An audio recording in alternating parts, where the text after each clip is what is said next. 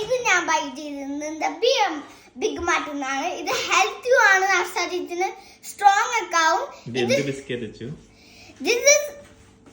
ഒരു നട്സിന്റെ ബിസ്ക്കറ്റ് പേരൊന്നും അറിയില്ല, ബിഗ് മാർട്ടിന്നാണ്.